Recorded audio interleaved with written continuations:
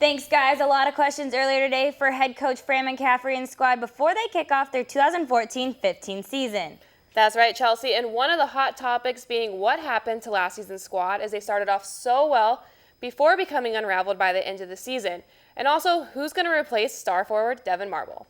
But first, here's what some of the squad had to say about their expectations for the season. I'm really excited. I mean, summer workouts are great and all, but it comes a time where you want to start practicing, and then when practice starts getting going, you want to start playing games. So I'm just looking forward to it all.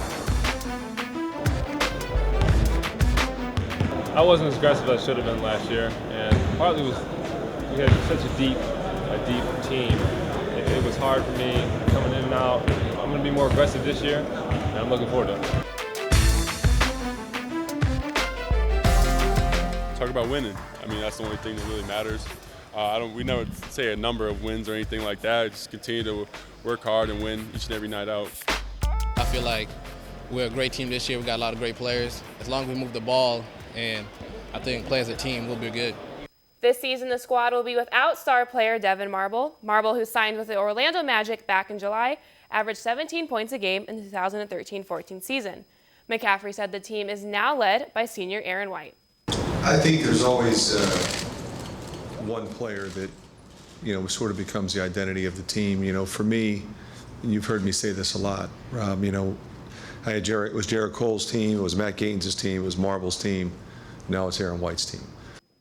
Last year's squad went 20-13 overall, but they dropped 7 of those 13 losses in their final month in action. The downhill spiral had some Hawkeye fans scratching their heads as to why the team fell apart. Coach McCaffrey said it came down to one thing: defense. But the reality is we didn't defend the way we need to defend to consistently win. That's why we were 9-9 and not better than that. And I think that's got to be the challenge for this team. And wrapping up our Media Day coverage, I caught up with senior Gabe Olashaney one-on-one on his thoughts for the upcoming season. All right, Gabe, so last season everything started off so well. Things kind of came unhinged down the stretch. What does the team really take away and learn from that? I think the thing we took away is that you can't overemphasize certain things. Teams go through highs and lows during the season. Unfortunately, ours came at the end, but we definitely understand now that you can't take things for granted. We have to get off to a great start this year and hopefully continue it down into the NCAA tournament. This season, obviously, the team's without Devin Marble, who really leaned down in times and crucial moments.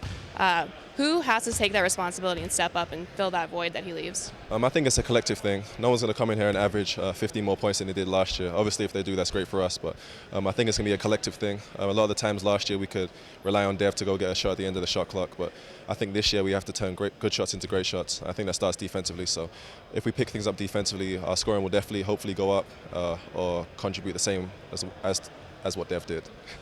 All right, in the backcourt for Iowa, one of the strongest in the Big Ten. Adam Woodbury obviously being a starter, but you two splitting the minutes. You actually averaging more rebounds and points. How does your role differ at post? I think it'll be similar to last year in terms of splitting time with Woody, but hopefully I play more minutes. Hopefully I'm trying to play at the 4 position as well. Whether coach wants to do that is up to him. So hopefully we just both have productive years again. And we got 4 new faces on the team. How have they done so far? Dom's been great, very athletic, he's going to help us straight away. Trey's a great distributor of the ball.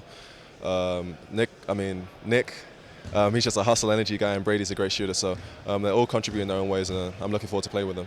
All right, thanks, Gabe, and good luck this season. Thanks. Olashaney was actually only one of 4 players in the country last season to grab more offensive rebounds than defensive. Hawkeye sports are all over the country this weekend, but we focus on some teams staying right here in Iowa City. The Iowa volleyball team is hosting fellow Big Ten team Ohio State on Friday. Coach Shabansky talked about how big of a win this could be for the Hawkeye program. Then on Saturday, Penn State heads on over to Carver Hawkeye Arena. The Nittany Lions are the reigning NCAA national champs. That match is set to start at 7 p.m. 13 teams will be converging on Finkbine Golf Course for the Diane Thomason tournament. Thomason was a longtime coach of the Hawkeyes and coached 7 All-Big Ten selections. Last year, Iowa finished up 6th out of a 12-team field. Northwestern is also coming to Iowa City for field hockey. The Wildcats currently sitting at the top of the conference, while the Hawks are holding at the number 2 spot.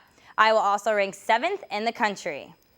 Unfortunately, that'll do it for us here in the sports studio tonight. For even more on Iowa Basketball Media Day, head on over to our blog at dailyiowonsports.com.